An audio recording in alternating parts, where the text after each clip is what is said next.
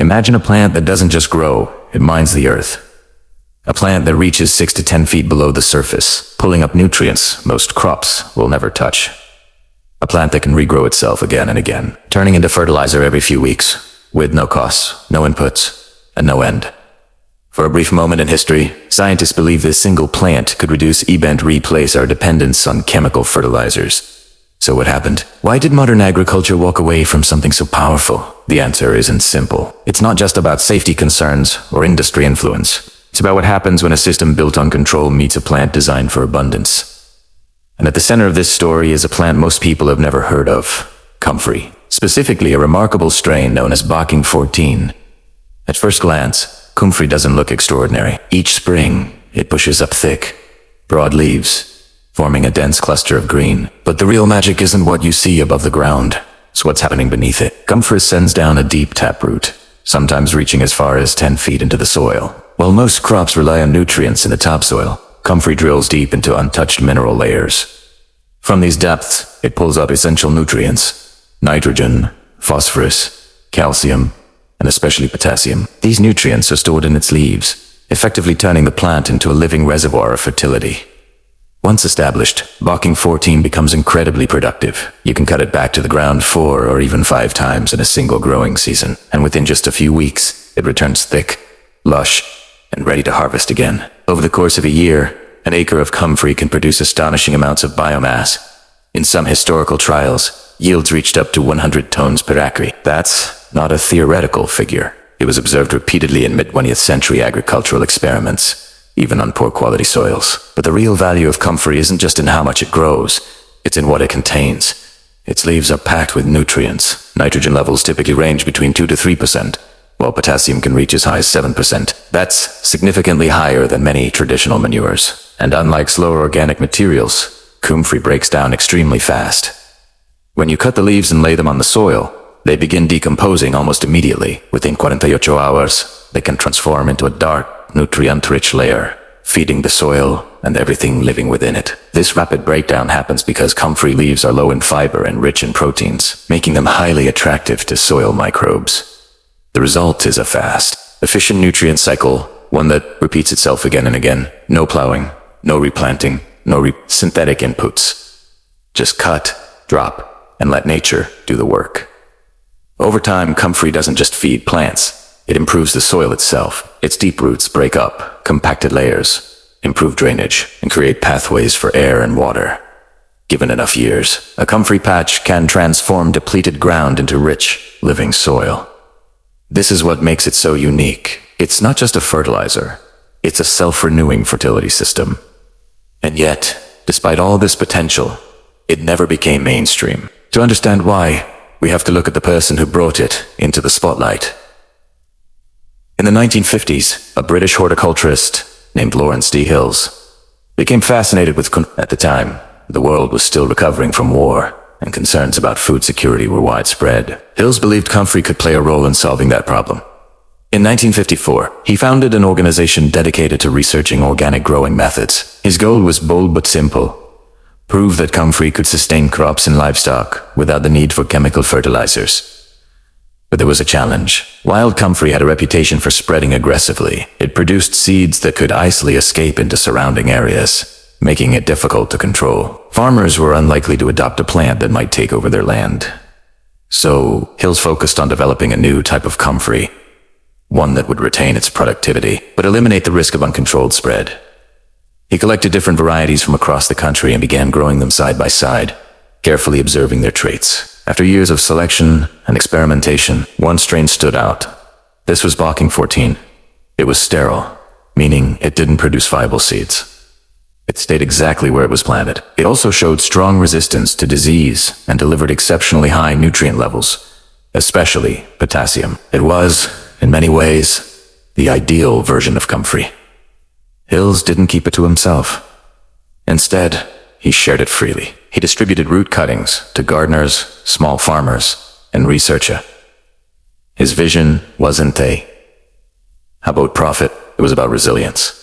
He believed that anyone, anywhere, could use this plant to rebuild soil fertility. And for a time, that idea began to spread. Comfrey gained attention among organic growers and small-scale farmers. It became known as a powerful tool for composting, mulching, and natural fertilization. But at the same time, a very different approach to agriculture was taking hold. The rise of synthetic fertilizers changed everything. With industrial processes capable of producing nitrogen, phosphorus, and potassium at scale, farmers were offered something Comfrey couldn't compete with: convenience. Instead of cutting leaves and managing a living system, they could simply apply a measured dose of nutrients in minutes. Eat was faster, easier, predictable, and that mattered. Agricultural messaging began to shift. Efficiency became the priority. Labor-intensive methods were seen as outdated. Comfrey, with its cycles and manual harvesting, no longer fit the narrative. It wasn't pushed out directly, it was simply left behind. Then, decades later, another factor added to its decline. In the early 2000s, regulatory concerns emerged around compounds found in Comfrey, known as pyrrolizidine alkaloids. These substances, when consumed in significant amounts, were linked to potential health risks. As a result, Comfrey-based dietary products were restricted in some regions. But here's where things became complicated. The concerns were specifically about ingestion, not about using the plant in soil. However, public perception didn't make that distinction. The word toxic became associated with Comfrey, and that was enough. Garden centers and suppliers, wary of liability and confusion, quietly stopped offering it. It faded from shelves, not because it was banned as a fertilizer, but because explaining the nuance became inconvenient. And so, a plant once seen as a solution to soil fertility gradually disappeared from mainstream awareness, yet it never truly vanished. In small gardens, permaculture projects, and among dedicated growers, Comfrey continued to survive, passed from person to person, root cutting by root cutting. Used quietly, proven repeatedly. Because despite everything, its core ability never changed. It still grows. It still mines nutrients. It still feeds the soil. The question now isn't whether Comfrey works. It's whether we're willing to reconsider what we left behind. Even after being pushed out of the mainstream, Comfrey never really disappeared. It simply went underground. Not in the soil, but in knowledge. Passed quietly, between gardeners. Shared through small communities, kept alive by people who cared more about results than trends. Because when you actually use Comfrey, something becomes very clear very quickly. It works. Not in theory, not in controlled lab conditions, but in real soil, with real plants, season after season. The simplest way to understand its power is through a method often called chop and drop. There's nothing complicated about it. You cut the leaves, you place them on the soil, and you walk away. That's it. No mixing, no turning, no waiting weeks for decomposition. Within a couple of days, those thick green leaves begin to collapse into the soil. Microorganisms break them down rapidly, releasing nutrients right where plants need them most. Especially potassium, the nutrient responsible for strong flowering and fruit development. Tomatoes, peppers, berries. These are crops that demand potassium, and Comfrey delivers it in abundance. Unlike synthetic fertilizers, which often release nutrients all at once, or in unpredictable bursts, Comfrey works with the soil ecosystem. It feeds microbes, improves structure, and gradually builds fertility over time. And because it grows back again and again, it creates a cycle. A loop, a system that feeds itself. For gardeners looking for an even more concentrated boost, there's another method, one that's far less pleasant, but incredibly effective. Comfrey liquid feed. The process is simple, but the smell is unforgettable. Fresh leaves are packed into a container, covered with water, and left to ferment. Over time, the mixture breaks down into a dark, nutrient-rich liquid. What you're left with is often called Comfrey tea. Though it's not something you'd ever want to drink. But plants love it. Diluted and applied to the base of crops, it delivers a strong dose of nutrients, particularly potassium. In many cases, its nutrient profile rivals, or even exceeds commercial liquid fertilizers. And the cost, nothing. No packaging, no transport, no repeated purchases. Just leaves, water, and time. This is where Comfrey begins to challenge more than just gardening practices. It challenges the economics of modern agriculture, because most fertility systems today depend on continuous input. You buy fertilizer, you apply it, and then you buy it again, year after year.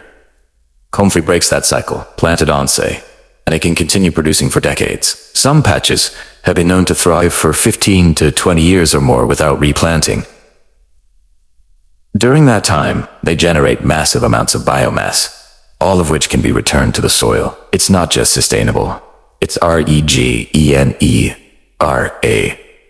And for those who rely on it, the benefits go beyond plant growth. That soil begins to change. Heavy clay becomes easier to work. Sandy soil starts to hold more moisture. Earthworms and microbial life increase. What was once lifeless ground slowly transforms into something active, resilient, and productive. These changes don't happen overnight, but they do happen consistently. Across different climates, different crops, and different growing conditions.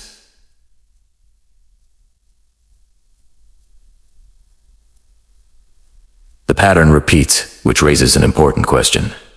If Comfrey is so effective, why hasn't it made a comeback? Part of the answer lies in effort. Even though Comfrey is low maintenance in the long term, it still requires physical interaction. You have to cut it, carry it, and use it. That small amount of labor is enough to discourage large-scale adoption in systems designed for speed and uniformity. Machines can spread, they can't easily manage living plants in cycles. Another factor is standardization. Modern agriculture depends heavily on precise measurements, exact nutrient ratio, controlled applications, predictable outcomes. Comfrey doesn't fit neatly into that model. Its nutrient content can vary slightly depending on soil conditions, climate, and timing of harvest. For industrial systems, that variability is a drawback. For natural systems, it's part of the balance. Then there's the issue of perception. Once a plant is labeled as risky or controversial, even if the concern is specific and limited, it becomes difficult to reintroduce it to the public. In the case of Comfrey, the association with toxicity, even though it primarily relates to ingestion, created a lasting hesitation. And hesitation slows adoption. But beyond all of this, there's a deeper reason. Comfrey represents a different way of thinking. It shifts the focus from inputs to systems, from buying solutions to growing them, from control to cooperation with natural processes. That shift, is and always easy. It challenges habits, industries, and expectations. And yet, in a world where fertilizer prices continue to rise, and soil degradation is becoming a global concern, ideas like this are starting to resurface, not as trends, but as necessities dot around the world. More growers are experimenting again. Small farms, urban gardeners, permaculture designers, people who are looking for ways to reduce costs, rebuild soil, and create more resilient systems. And many of them are rediscovering Comfrey. Not as a miracle cure, not as a replacement for everything else, but as a powerful tool within a larger approach. A way to close loops. To reduce dependency. To work with the land instead of against it. Because at its core, Comfrey isn't about doing more, it's about doing less, more effectively. Letting one plant handle a job that would otherwise require constant input, letting natural cycles replace artificial ones, letting time and biology do what they've always done best. And maybe that's why it was overlooked for so long, because it doesn't promise instant results. It promises something slower, but also something deeper. A system that builds itself, season after season, year after year, until one day, you realize you're no longer feeding the soil. The soil is feeding itself, and that's where the real shift happens. Not in the plant, but in the way we think about growing. So the question isn't whether Comfrey can transform a garden. It already does. The real question is, in a world built on constant inputs, are we ready to trust something that gives without asking anything in return?